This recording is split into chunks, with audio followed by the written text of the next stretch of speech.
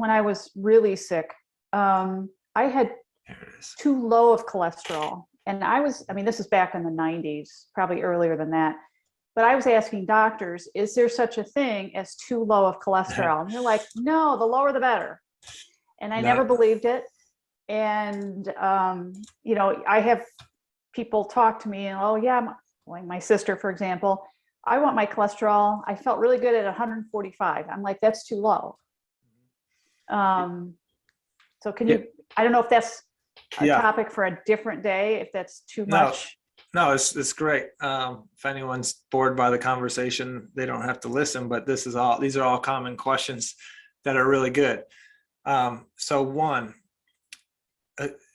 to your point, whenever patients whenever patients are put on statins, and say, because some patients go on, right, because they don't know better, so they go on. Well, then the next question I have them ask their provider is, well, go back and ask them, what is the goal? What is the floor target for their cholesterol, right? If you're 200 or 219 and you're on a statin, ask them, well, how low do I want to go? Because zero, you know, you'll see the range less than 200. So does that mean I want zero? Is zero cholesterol physiologically logical?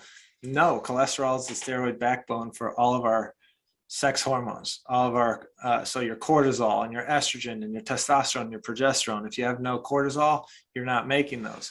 Cortisol is needed for vitamin D synthesis. Cortisol is needed for CoQ10. Cortisol is needed for cellular repair. So we don't want zero.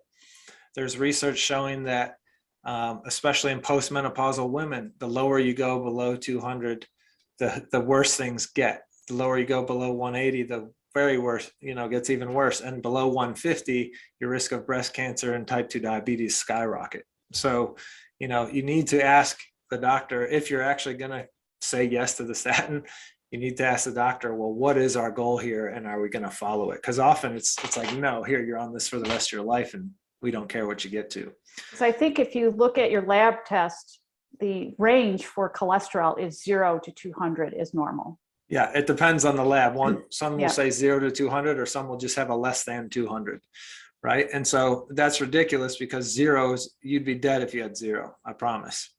So again, you want to ask, where do we want it? And, you know, even if you don't have zero, but you have too low, if you're postmenopausal, I just gave you those stats, but then say you're not postmenopausal, say you're childbearing age. Well, to be fertile, you have to have a certain level of cholesterol so you can make those hormones, right? Or say you're just a person that's not worried about fertility, but you're really stressed out. Well, for you to adapt to stress, you have to have cortisol, and to have cortisol, you have to have cholesterol.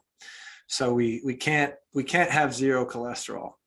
And if you're taking statins to lower cholesterol, I've made a video in the past about all of the nutrient deficiencies statins drive, including selenium and vitamin K2 and glutathione and CoQ10. So I'll refer you back to that.